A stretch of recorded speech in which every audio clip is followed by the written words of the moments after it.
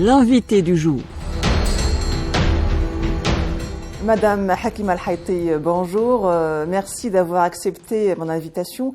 Alors, Madame la Ministre, le Maroc accueille dans quelques semaines, enfin dans 2 semaines, la conférence des Nations Unies sur le climat, la COP22. À Marrakech, il ne s'agit pas de signer un nouvel accord. Quel serait alors l'objectif de la COP22 et quels sont les grands enjeux? En fait, non, il ne s'agit plus de négocier. Les négociations sont derrière nous. Paris est derrière nous. Marrakech se pointe à l'horizon. Paris est derrière nous avec une très grande réussite au niveau mondial. Un consensus jamais vu dans un accord multilatéral en un temps record qui est celui de moins d'1 année. L'accord de Paris rentre en vigueur le 4 novembre et donc le monde entier et les leaders de ce monde doivent se féliciter pour cet accomplissement. Mais autant l'accord de Paris était un accord de décision, était un accord de négociation, était un accord qui a créé beaucoup d'espoir et qui créé de la confiance entre les peuples du Nord et les peuples du Sud. Autant l'accord de Paris a créé cette nouvelle dynamique qui n'oppose plus le Sud et le Nord, autant Marrakech a créé énormément d'attentes de la part des peuples les plus vulnérables, de la part des États insulaires, de la part des peuples des pays les moins développés, des peuples africains. Donc autant les attentes sont énormes. Et donc à Marrakech, il va falloir, nous avons fait un contrat qui est celui de Paris, nous l'avons adopté, nos leaders s'y sont engagés et à Marrakech, il va falloir mettre en place la feuille de route de la mise en œuvre de l'accord de Paris. Cette feuille de route, nous ne pouvons pas, je dirais, la compléter, mais nous pouvons tracer les grandes lignes de cette feuille de route et commencer par les urgences et à mettre en œuvre les urgences. Et parmi les urgences, j'aimerais parler terre à terre et dire qu'est-ce qui est attendu. Eh bien, de nombreux peuples souffrent parce qu'ils voient les océans monter et sont menacés de disparition. Et ces peuples-là attendent des solutions. De nombreux peuples n'ont pas accès à l'énergie. Et je peux vous dire qu'1 milliard, pratiquement 200 millions de personnes à travers le monde n'ont pas accès à l'énergie. Et l'énergie, ce n'est pas seulement de la lumière. L'énergie, c'est le développement. L'énergie, c'est le droit d'aller à l'école parce qu'il faut de la lumière à l'école. L'énergie, c'est le droit à la santé parce qu'il faut de l'énergie pour faire fonctionner les machines dans les hôpitaux.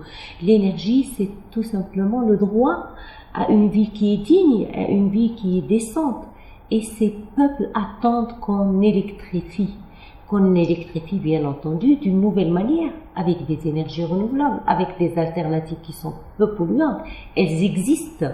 Il y a eu des engagements qui ont été pris à Paris, et ces peuples-là viennent à Marrakech pour attendre que ces engagements soient honorés. Ça, c'est pour ce qui est de l'énergie. Il y a énormément, et je dirais même 700 millions de personnes à travers le monde qui n'ont pas accès à l'eau potable. À Marrakech, ce monde-là sera là. Et ils attendent des solutions. Ils attendent des allocations de fonds. Ils attendent des projets et ils attendent que leur peuple au quotidien voit leur vie changer parce qu'on va leur apporter de l'eau. Et quand je dis l'eau, c'est aussi le droit à la vie digne, c'est le droit à l'eau potable, c'est le droit à la sécurité alimentaire, parce que qui dit eau dit sécurité alimentaire. Et donc, il y a des attentes qui sont énormes. Vous avez parlé de ce qu'on attend à Marrakech. On attend d'apporter des réponses claires et nettes pour ces peuples qui souffrent. Mais on attend aussi des engagements et des réalisations de la part des pays développés qui sont à l'origine des gaz à effet de serre. Nous voulons savoir qu'est-ce qu'ils vont faire. Comment ils vont diminuer ces gaz qui sont à l'origine de l'augmentation de la température de la Terre? Comment ils vont arrêter les menaces ou du moins planifier pour arrêter les menaces qui menacent les êtres humains. C'est pas la terre qui est menacée, c'est nous, c'est notre race qui est menacée. À Marrakech, nous attendons pas seulement les États, nous attendons les acteurs non étatiques. Et c'est la première fois qu'on a une COP qui est duel avec, d'une part, les acteurs de l'État, mais d'autre part, tous les acteurs non étatiques, à savoir les territoires, le secteur privé, l'industrie, les transports, les collectivités territoriales, les ONG.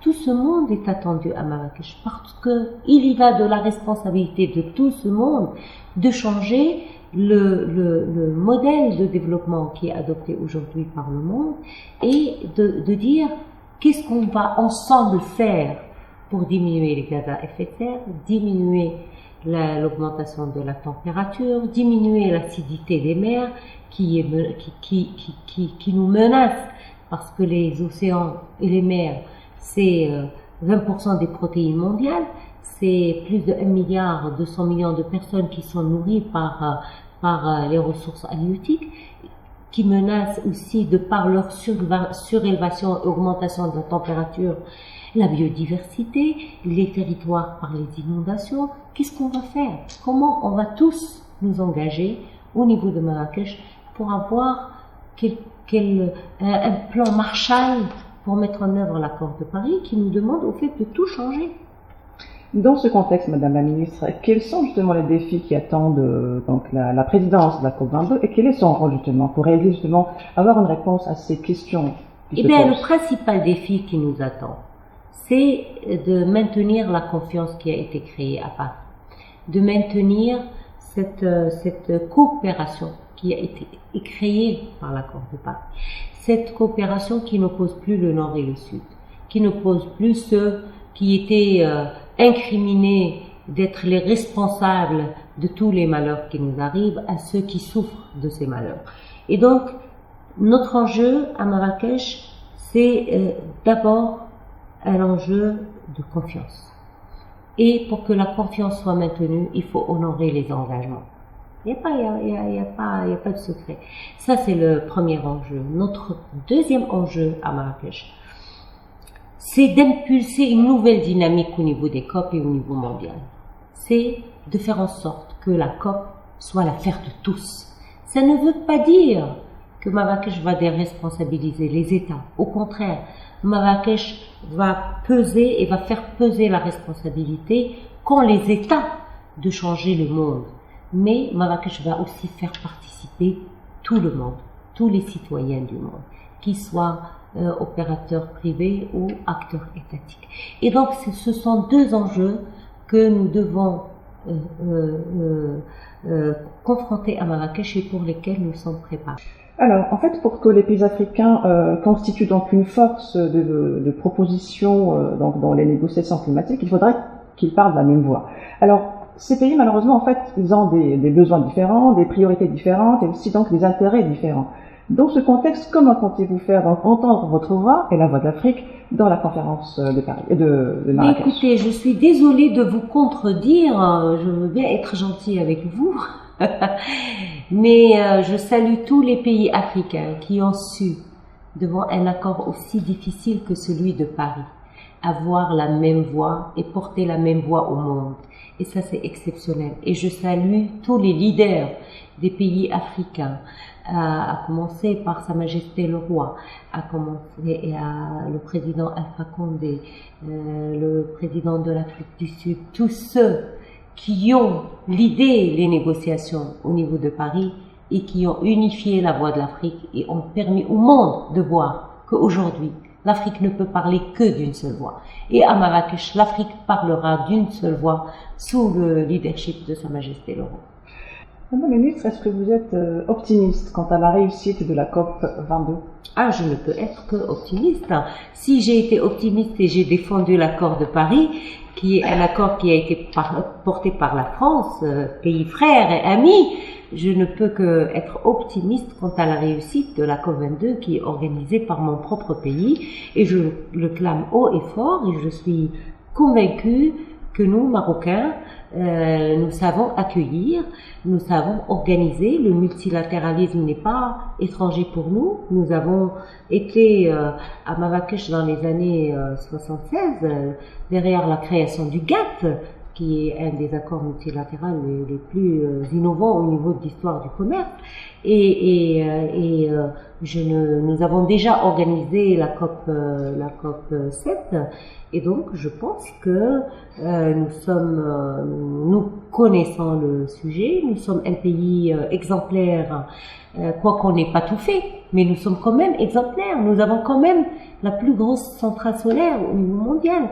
Nous avons une politique de développement durable, nous avons des agences, nous avons des centres de compétences. Et donc, je pense que nous sommes un très bel exemple. Nos contributions sont parmi les plus généreuses au niveau mondial. Et grâce à Sa Majesté, elles ont encore été plus généreuses parce que Sa Majesté a annoncé l'augmentation de nos contributions en ce qui concerne les renouvelables à 52% en 2030. Et donc, je pense que nous avons tous les ingrédients en tant que Marocains pour réussir la COP sur le plan du fond, mais aussi sur le plan de la forme, du protocole, de l'hospitalité. Nous sommes connus par notre hospitalité légendaire et j'en suis personnellement très fière. Est-ce qu'il y a en fait des raisons qui pourraient susciter des inquiétudes justement quant à la réussite de cette COP? Je n'ai aucune inquiétude. Par contre, la question aurait été, est-ce que vous êtes stressés? Et j'allais vous dire oui, nous sommes tous stressés, depuis le président jusqu'aux membres du comité. Et nous avons le trac comme les artistes. Les artistes les plus célèbres, quand ils montent sur la scène, ils ont le trac. Et c'est comme ça qu'on reconnaît de bons artistes. Et donc je crois que ce soit le président, le commissaire, tous les présidents de pôle sont stressés, mais font de l'excellent travail et je n'ai aucun doute que la COP22 sera une réussite. Madame Hakima El-Haythie, vous êtes la championne de haut niveau donc, alors pour le climat. Quelle est votre mission, quel est votre rôle?